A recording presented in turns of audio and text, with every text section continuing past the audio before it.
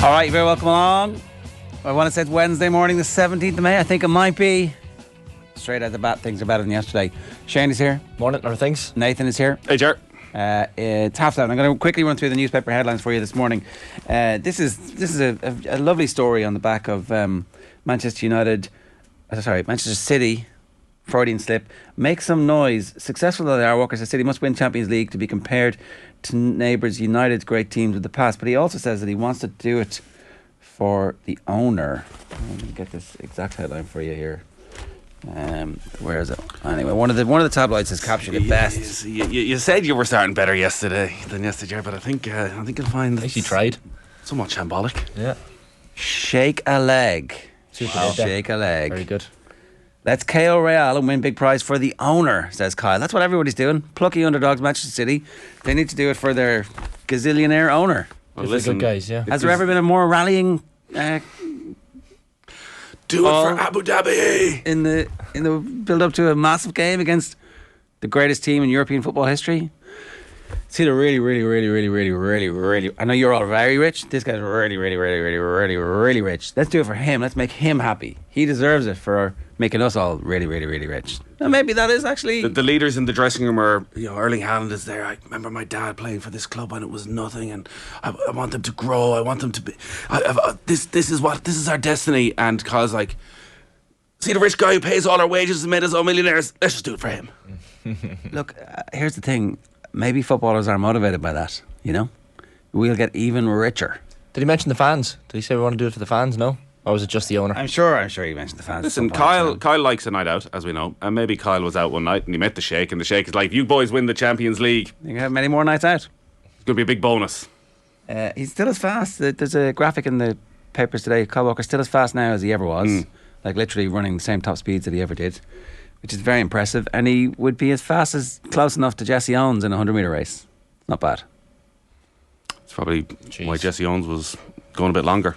The analysis of the game last week was strange in that the stats said that Vinicius never got round Kyle Walker, yet on watching it, Vinicius ripped him to pieces.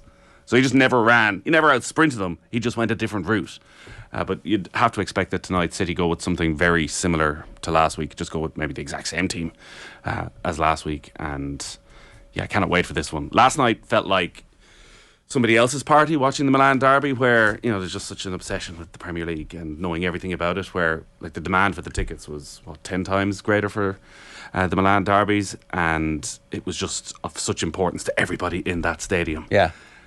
And AC just fell so flat again. They were somewhat better last night, but Inter always had them at arm's length, and it is so strange watching that Inter team.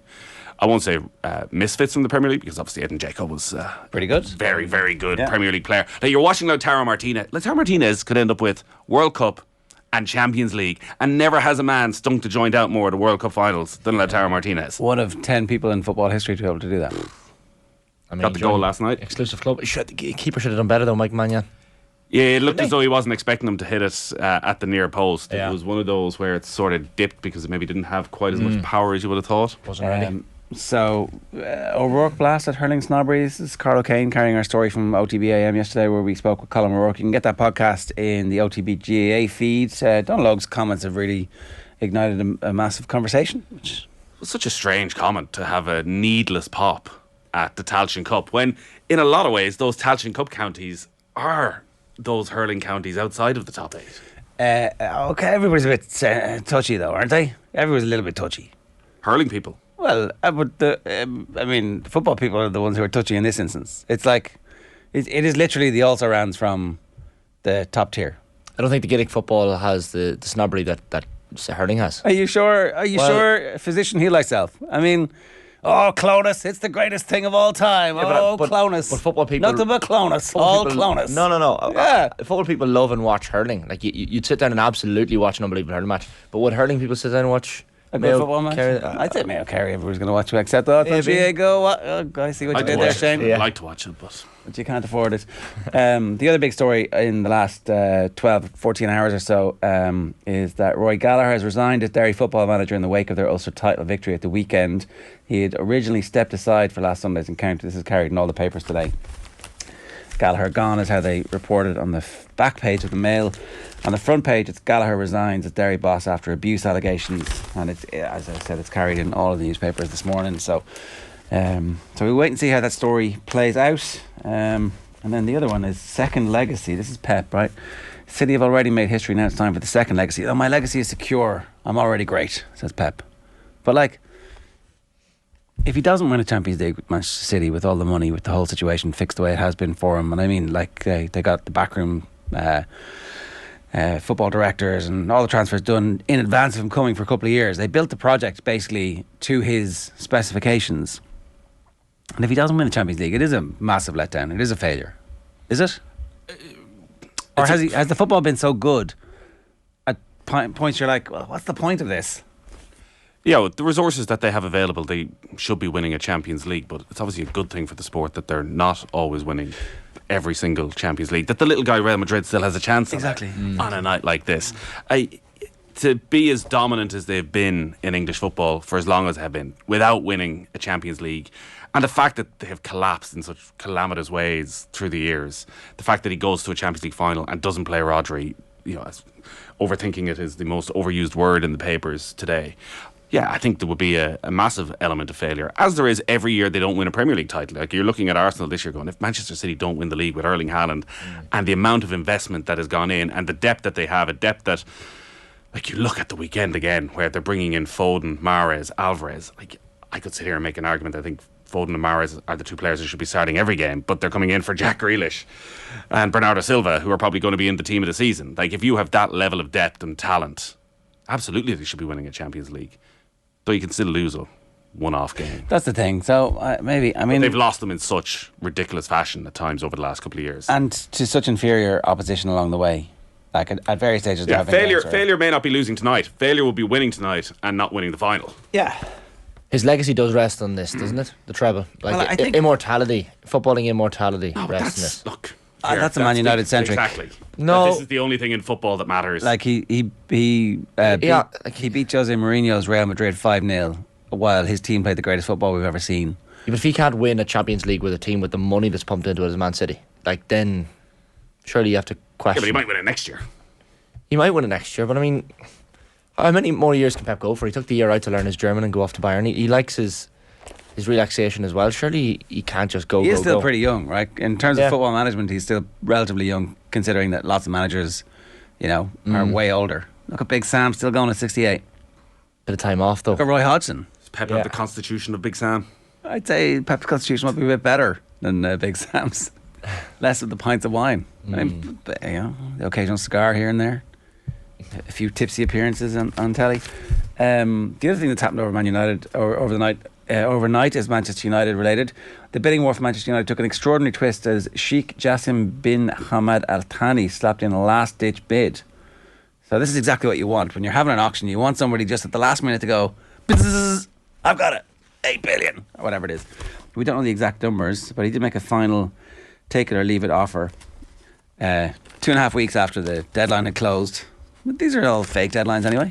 Yeah, they are, and you do wonder how much of this is a charade that at the end of it they end up selling to Qatar, and that the Glazers, listen, we tried our best. We didn't want to have to do this. We spoke to Jim Ratcliffe. We engaged in the process for as long as we possibly could. We didn't even want to leave in the first place. But you forced us to. We had no choice in the end because these guys just came in and made by far and away the best offer. So you kept disrupting our games. You gave us abuse. All we did was load the club with debt and give all the managers all the money. That's what we did. It's 100% of the club though the Qataris want, which the Glazers don't want to sell. So do they not would you prefer that Jim Ratcliffe owns 75% and the Glazers keep the other 25%, or Qatar own 100%? That is Sophie's choice. That's pretty difficult. How is it difficult? Well, every United fan wants the Glazers out, but United fans with morals don't want Qatari investment because they've given out about other clubs coming in and they've looked at Man City and Newcastle, the Saudis, and raised eyebrows at it. Why did the Man United fans not organise to try and buy this themselves? With their 600 trillion fans around the world. Was there nobody with the brain power to be able to do something to create a movement of people? Well, Ratcliffe's a United fan. He can He can take it. Yeah, but he's not gonna like. No, I know. I mean, it's like, oh, he's a good chemical guy. Oh, it's great. He's great for the environment. Is there? There's no issues here. We have no problems with this. There's going to be issues with any of these rich people that come in and buy football Yeah, clubs. exactly. Like, Exactly. But there's different levels of issues. yeah. Right. I mean, are there though? Really? Are all issues not just issues? Okay, Milan Derby, Inter's first Champions League final since 2010. I have a pop quiz for you. Oh, Nathan, Oh God, Name football man. name here, the yeah. manager, who they played, what was the score, and who scored. What's the question? Inter 2010. Jose Mourinho Who scored? for Inter Milan What was the score? in the 2010. I mean, even I know this, but go on. I don't understand what the questioning is. Well, give me all the details of the Champions League final in 2010. Jose Mourinho won in 2010. Jose All I Mourinho. remember is that they beat Barcelona. Did he score? did Mourinho score? Okay, Mourinho did not score, Go but on, they beat tell me. Barcelona. Who Yeah. scored? There's a player Who scored scored the brace. Oh, Bayern Munich is the correct answer. They beat Barcelona in the semi-final, was it? Beat Bayern Munich in the final. Yes, that was the messy one, wasn't it? Over 2 legs. Yeah. Diego Mourinho sliding, I'm being told. Milito Milito with the goal. scored both goals. What? How many? 2-0, yeah. 2. There you go. Good man. All right. Wow. Is that right, yeah? Yeah, apparently so. Yeah. Take that. That was the first Saturday night Champions League final, Yeah. 2010. It was a good move. Yeah, it was a good Makes move. sense. It's a good move. Just 13 years ago. A little bit concerned about the political situation in Turkey at the moment. The elections last weekend. Never paid as much attention to an election in Turkey. The nuances of it, and whether or not we're going to have a runoff. The runoff will be in 13 days, I think. Well, it's always concerning when UEFA put out a statement going, "We're not concerned about this." Yeah. Last year's final went really well, so what could possibly go wrong? Yeah. Istanbul, great city. Looking forward to going. Bit concerned now that it might You not going? happen there. I am going, yeah. Why do you Oh. think he's talking about it in such a way? Wow, right. Right. You were there for the flares or the badness in Paris, so you've experienced some Well, was he? hostility. Was he? Yeah, I think he was in a different part. I wasn't. I was strolling through and getting tear gassed. Right? Oh yeah. I wasn't prawn sandwiching it. Okay. No. down with I believe the you. yeah the normal people. Oh wow, shots fired out of nowhere. Did he just assume that? Yeah. He did, yeah. Oh wow. Well, if anybody has any prawn sandwich tickets, I would happily take them. Yeah, absolutely. I am actually still on the hunt for tickets, but if anybody, I don't like to use the platform that we have here the way everybody else seems to do that from time to Well, time. go on ahead, do it. Michael says United fans with morals had to give up that battle 20 years ago. It is what it is at this stage. Football is globalised now, so it tracks the capital to reflect that. Pat Dorgan says, as a Man United fan this morning, I for one welcome our new oil overlords and hope Bruno takes note of Kyle Walker's battle cry for next year.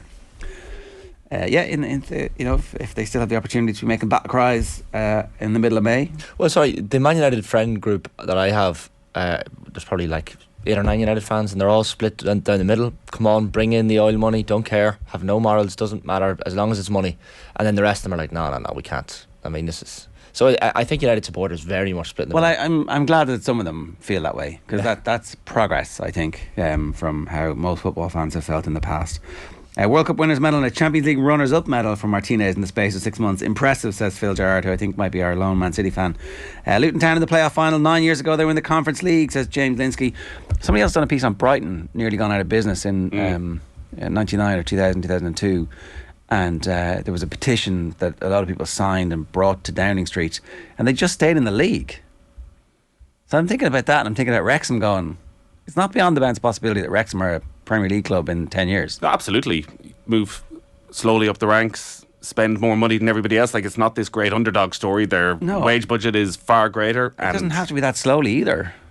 Their owners have plenty of connections, I'm sure, who can bring further investment into the club. If you're a rich American, again, you're going, well, this is the 5th most famous team in America right now. So Manchester City have just bought another club in Brazil. Is it 12 or 14 or whatever number of clubs they own around the world? Aston Villa are buying one in Egypt and somewhere else, and they're launching that model. It was Holland maybe.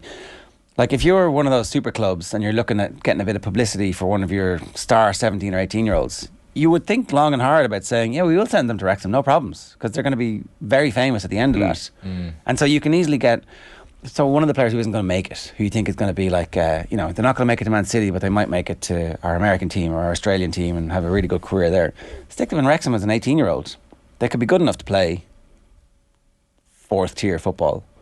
And then all of a sudden their transfer value is increased because when they arrive at the club, season ticket sales go up the next season for mid-tier team. There's loads of ways that they can get good players for not very much. Yeah, that's what Luton. Their loan players were very important to getting them promoted. Obviously, from the fourth tier. Do you want to be sticking 18-year-olds down into fourth tier? May not suit them, but yeah, there's definitely a model for Wrexham to progress very quickly. Tonight it's Middlesbrough against Coventry. Middlesbrough obviously well used to been in the Premier League, but a Coventry-Luton playoff final. Like, there's no team that sums up more Premier League pre-Premier League era than Luton. Yeah, relegated the summer it starts. Mick Harford in the stand last night, still looking exactly as he looked 30 years ago. Wow. And I don't know if you saw the end of the game where Sunderland are. It's funny, most of the Sunderland fans seem quite calm about the fact that they didn't win and they're not getting promoted, that maybe it's a little bit too early for them, that for once the club is on the progressing in a proper manner, and give it time, and next year maybe they'll be back. But they're pushing and pushing for an equaliser, and the keeper goes up. They think the ball's going out of play. The keeper stays up. Ball doesn't go out of play. They've got a 3-on-1 break with no goalkeeper, and your man puts it wide. He butchered it. Oh, I've never wanted the team to come up the other end and score more than Sunderland. He'd have been killed. But Luton, capacity about 11,000. Obviously, everyone's shown the photos of the entrance to the ground. This could be a Premier League ground. It's not that dissimilar to Loftus Road, Queen's Park Rangers ground, who were in the Premier League. Yeah. Very, very tight. The camera angle is right over the dugout. Like Bournemouth have 12,000. They'll be all right. Yeah, they'll be fine. Is it just on the basis of loan players? No. They've obviously got a good manager, Dave Edwards, who was former Wolves players in there. Rob Edwards, isn't it? Or Rob Edwards, sorry, Rob Edwards. So yeah, there's obviously a quality, and we probably look at promoted sides differently now over the last couple of years. They generally they're going to go straight down. Like most of them come up, have a good game plan, well organised, and then get a season. And then it's dependent on the level of investment they get in. Was it 2011 or 12? They were in the non-league. Like, they have some rise, and even when Nathan Jones left last year, you're thinking this team's going down. Like they're going one way, but Jesus, what Rob Edwards has done is outrageous. All right, we do need to talk about Rory McIlroy, who is also in the papers today for saying nothing, Nathan. Yeah, most unusual. Some of us have been calling for this for years and now are massively regretting saying such things, that maybe the best thing for Rory is to just not give the most interesting press conference in sport every single week and just keep the head down. And now that he's done it for one press conference, it's like, how are we going to fill the full 2 hours of Golf Weekly this evening? 2 hours. Gotta create value for money. Can I just say I think you're completely wrong? With what? Calling for him to say nothing. Do you not understand that, like, one of the biggest trends in all of corporate world is like, what's our why? Why are we doing this? What's Rory McIlroy's why? It wasn't to be rich. It wasn't to be like the best golfer in the world, because he'd done all that. After you climb the mountain, are there no more mountains to climb? But all of a sudden he had purpose, and his game reflected this. Him being the leader of like modern golf, sloughing off the weight of Tiger on his shoulders and actually becoming a peer of Tiger's, was really good for his game. Okay, so he had a period where he was, again, the best golfer in the world on the back of being forceful and aggressive and telling everybody, hang on a second, this is absolute nonsense. This is just sports washing. Those guys are just going for the money, and they keep telling you they're going to try and grow the game. That's all bullshit. And he called bullshit on something that the whole world was like, are we allowed to say this?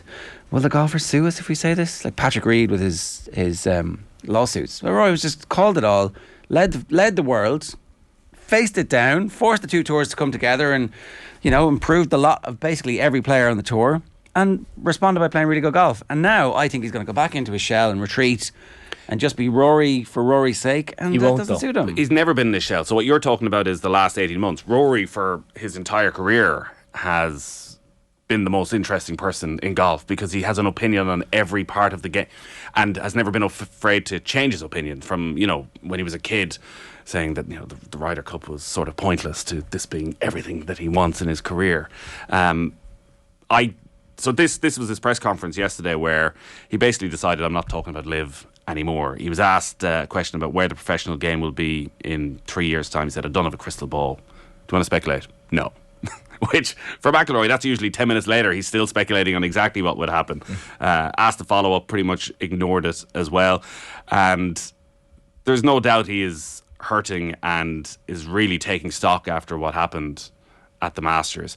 And I do wonder as well if the high of what you're saying, unquestionably he was invigorated by being the leader of that tour and taking the fight, and as Paul McGinney would always say, elbows out, which is when McIlroy is quite often at his best. When you go back to his last major win, the PGA, the darkness is descending and Phil Mickelson and Ricky Fowler are standing on the 18th tee and you're thinking, are they going to get finished? And McIlroy just hits the ball over their heads on the 18th tee so they can get finished. Like, I do whatever the hell I want. I'm Rory McIlroy. I just wonder if now that things are almost settling a little bit with Liv and nobody is thanking him for what he's done. Like, the other professional golfers aren't going, Rory, thanks for getting us all this money. But all they're doing is bitching and moaning. We all know that he did, though. But we all know that. And they all know that.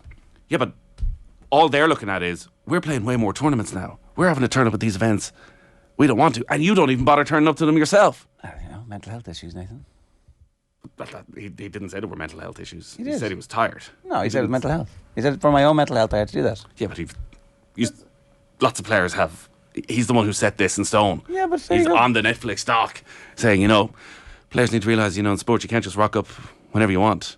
So I do wonder what life on tour is like for him. I don't think he has, 50 professional golfers thanking Rory for making them twice the amount of money last year.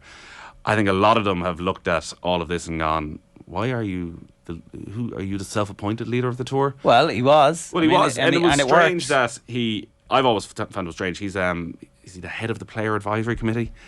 And even that was always a weird thing for a Rory McIlroy. Like, that's a journeyman job. But Rory, he wants to be involved in that side of the game. He likes the admin and the politics, doesn't he? And that all suited him. Probably became a bit too much. Did it, though? Like, that's not why he failed at the Masters. He failed at the Masters because he's got in his own head. Yeah, well, it's interesting, his comments on the Masters. He said, I was never so sure I was going to have a great week at Augusta. Never. And then that happened. It was a great lesson for me. I shot 5 under in the back 9 on the Wednesday afternoon. Felt great. Had a chat with Bob Bertella the night before. I feel so good. How can I not get ahead of myself? Now, I don't know if Bob Bertella's going to be putting that on the back of his book, that Rory McIlroy has never felt so good. And then I spoke to Bob, and I stunk the joint out. So he says he's trying to lower expectations, which I definitely think is a good thing. I don't know if this is the way of not really being yourself, because you'd have to assume what we've seen over the last 5 or 6 years is him standing in front of the world and being comfortable. Exactly. So be that guy. Exactly. I think if he's trying to hold it all in, let Rory be Rory. Maybe he's going to try and do it for one tournament and see if it works, where there's nothing to really talk about ahead of this, except the fact that there's nothing to talk about. Would you care to speculate? I would care to speculate that he's going to have a bad few weeks. He'll be quiet, and then in 4 weeks' time, he'll be sitting down at the week before the Open and the week of the Open saying, I've decided to go back to being myself again, having an opinion on everything. Have at it, lads. Ask me anything, I'll tell you. And there's an hour-long press conference, and he comes out and shoots the lights out. Quite possibly. And we just don't know what's going inside the clubhouse as to how awkward this Liv split is. Again, it doesn't seem very awkward at all, does it? Publicly, it is not. But like, Phil Mickelson's still on Twitter every day bashing everybody he possibly can, and then they're having a champions photo last night, and Phil is there in the middle of it, and Rory's there, and you're kind of wondering what's been said. Like, there's definitely a shift in attitude towards live golfers around the game in America. Like, they are not as welcome in all the places they were once welcome. Oh, I thought it had eased. No. Oh, no, it's the opposite. It's still as it was. So the beef is still semi-real. Exactly. I suspect it's just not as publicly real. And if you're Phil and you've sat down to watch the Netflix doc and you're looking at maybe the only interesting piece in the entire thing where Rory's going, F you, Phil. I mean, are you going to let that... Like, Phil doesn't let things rest. No, but, I'd say Rory needs to get back out and defend himself and go a bit more F you, Phil, as opposed to, I've got nothing to say about this. If you come out in the press conference and say F you, Phil, then get the juices going. That's what I'm saying. He needs to get the juices going. You surely don't think that the right course of action now? Absolutely not. I think he feels that there was too much juice flowing heading into Augusta. Hard to control the flow of juice. Yeah, that there was 6 months of nothing but juice. So actually, but he was playing really well at that stage. He played well until probably January. Yeah. But again, at a period of the year, well, he started messing around with his drivers and stuff. Putter, all of that. Said he ain't going to be doing any of that for the rest of the year. He's quite happy with where everything is. Right. Again, the other interesting part of what Rory did say was that he's been chatting a lot with Tiger. Tiger's been watching his game. saw some things, Right. called them up, spent some time. Didn't that happen Here's where you're before? going And yeah. Yes. But it worked. It worked out the last time. Like this is the way Rory spoke is almost like every other golfer speaks ahead of a tournament. I'm finding a little thing here, and somebody gave me this little bit of advice. 1%ers, yeah. But they're not. It's not. It's like in your head. That's what that is. Yeah. No, Nigel Gallagher says, I reject the narrative sports people can't speak up on important issues for fear of it affecting their game.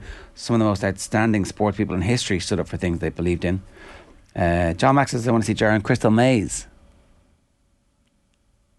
I had two channels going up. I thought it was going to be Crystal I want Meth. to see him Crystal Meth in Istanbul on the night of the Champions League final. Yeah. Well, if you end up in the right spot, why does he want to see you on the Crystal Maze? I don't know. I just love the Crystal Maze. Okay, so you know what it is. I mean, Describe it to us there. You're the only one here. Crystal Maze was a TV game show. You know those escape rooms that are everywhere? Yeah. So it was basically a TV version of that. Richard, give me his surname. Bacon? Dawkins? Looked like it could be in Right Said Fred. Richard Dawkins. Right. Was the Richard presenter. Aywadi. Not Richard Aywadi. This is Crystal Maze is a 90s TV show. You might have done the reboot. Oh, he did Two the channels. reboot, yeah. So it was basically a test of skill in each place. Richard O'Brien, and you had to try and progress on. And then at the end, they had a giant bubble full of cash. Oh, I know, you win. And then they used blow it up into the air, and you had to catch as much as you possibly could, and you Classic. got to go home with it all. Like the dream a little bit, for any young lad in Mayo back in the day was Bags of cash. after winning the All Ireland, getting on that. Bags of cash and Ballyhonus, yeah. Question for Shane. Who's the defending PGA champ? Why is this a question for me? Is it because I got Melito and so all of a sudden I have to answer everything? Because Nathan will know. Is it... The first rule of production I'm going to say is you never start doing a pop quiz on air. Well, this is deliberately... it's not Morikawa, is it? This is deliberately designed to humiliate and yeah, of course. Yeah, show yeah. up. Send us down. Who is it, Nathan? Champ. Thomas. Just having some fun, says Justin Thomas. says our producer this morning. Well, you could argue Phil Mickelson wasn't there last year, earlier on, so, the message coming through was, "Oh, last night's episode of Succession is great," and I'm like, "Okay, be in the moment, but you can't be in the moment when you're completely just addicted." It was very good. It's like a full blown addiction that our column has at the moment. You'd be in the middle of a production meeting, and he goes, "Season 3, episode 4, 20 minutes in." We're like, looking at him. Yeah, we watched that last year. It's gone. Right, 7:57 OTB AM with Gillette Labs. Get the ultimate shave of your money back. Neon 9 edition is available now. Mayo Kerry this weekend. What's going to happen? Been a while, Nathan, since Mayo played. Does Does it really matter? Is the faith wavering?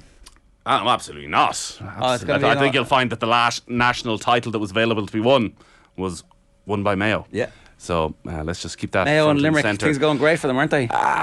There's like this round robin, no do or die. Does it really suit Mayo? Zero jeopardy. Exactly. Like the only, if you're Kevin McStay and you've lost to Roscommon and next thing you're coming in and you end up losing to Kerry, all that sort of momentum and good feeling there's only so much you can fake it. But again, you win your last two games, you win a preliminary quarter final. Mayo need to feel alive. You're back in Cork Park, and then sure, we know. I think that. Kevin McStay realises that. Did you watch it live, Nathan? You get. I'll find somewhere to watch Get it. the wallet out now. I'm not, but again, I'm not paying my 12 quid. £12 a game is not cheap.